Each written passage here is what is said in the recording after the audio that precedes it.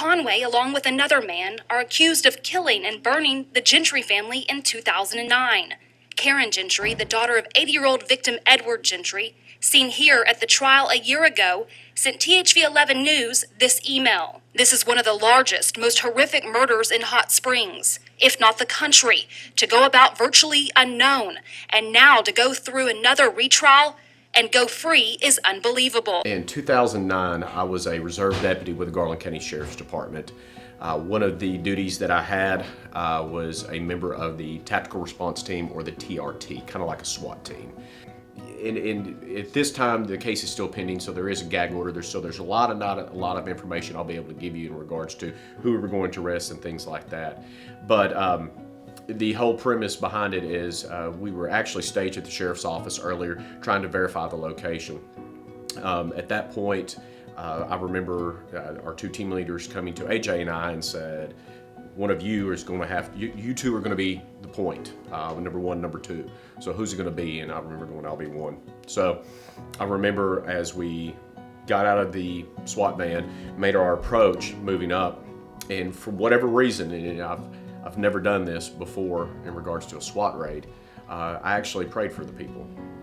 You have usually your point guy, which is the first one, and then you have a breacher, the guy who hits the door, and you have a big thing called a ram, a big piece of metal. And I remember I can see our breacher swing it back, and I remember praying, God forgive them, for they do not know what they do. And as soon as that happened, the door hit and rounds started coming out at that point. That day I felt really weird all day long. I didn't know why. I just felt like something wasn't right. Something was gonna happen. I don't know. It was just this strange feeling that I had all day. Dad and Jackson and I were gonna do a Thanksgiving thing for his after school program. Dad called and said that they had to do a search warrant, and I kind of knew that was coming because I knew about the case they were doing it on. And Dad called and said, can't come. We've got to do a search warrant. I was ready for bed, and I saw lights coming into the driveway. There was two deputies. I recognized their voices as they were running up to the front doorway, and they kept saying, Michelle, they kept saying my name, screaming my name. Their response to me was, you need to come to the hospital. He's not dead, but he's been shot in the face. And I just remember losing it. I just completely lost it. I remember Jackson grabbing me and saying, Mom, look at me, look at me, look at me. And I remember looking at him, and I remember he said, Jesus says Daddy's gonna be okay, we just have to pray. We have to pray really hard. It was kind of this weird mix, like I didn't know what to do, and I was kind of scared for him. And whatever it was in that moment kind of snapped me out of it, and I thought, okay, I've got to take care of business. I've got to get to the hospital. I've got to take care of what's going on.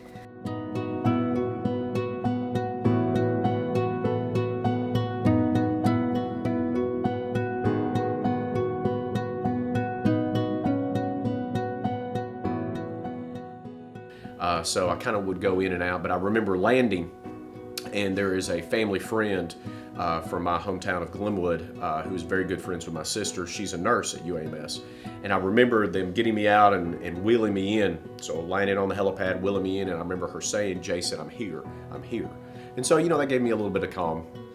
Without going into too much detail and disgusting people, I can remember they began to check me out, head to toe, top to bottom, starting from, doing a medical sweep.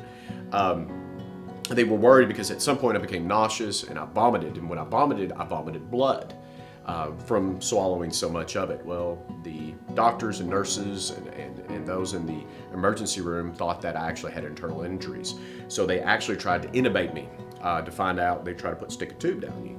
And so I remember how horrible that was, and thinking I would rather be shot again than to have someone intubate me. And I remember at that point getting worried that for two things. One, I was worried that, am I paralyzed? Do I have some brain damage? Because you got shot in the face. So I started thinking this. So I started counting, 1, 2, 3, 4, 5, 5, 4, 3, 2, 1. I started remembering birthdays and doing that. And then I got worried. I was worried that my wife is going to be very mad when she finds out that I got shot.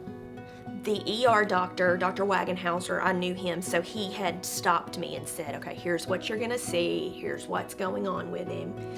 And when I walked in, they were doing x-rays, and I think he thought I was going to be mad. So he was really kind of timid. He was really kind of like he was looking at me to see if I was gonna be really angry. And he just looked at me and he goes, I'm so sorry. And then I think we both kind of started laughing. It was really weird. I think I was so relieved to see him there talking, and he knew who I was and he knew what was going on. I think I was so relieved that I started laughing, and then he starts laughing. So I think at that point I kind of had a real peace. But, you know, the doctors and nurses were absolutely amazing there.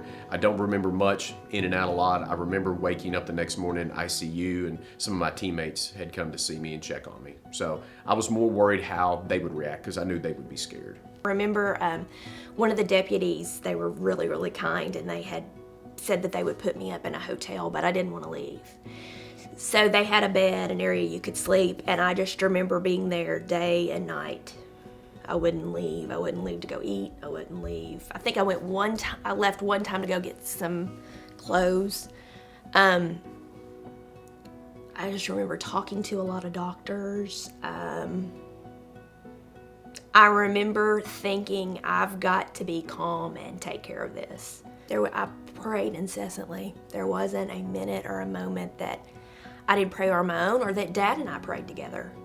We prayed together quite a lot. I got out right before Thanksgiving, and I remember being home, and I forget what day it was, but I remember my two amazing daughters and Jackson, my son, being there, and we ate a lot of Cracker Barrel. But I remember being there the Wednesday, I believe, before Thanksgiving, and sitting on the couch, and what a peace it gave me.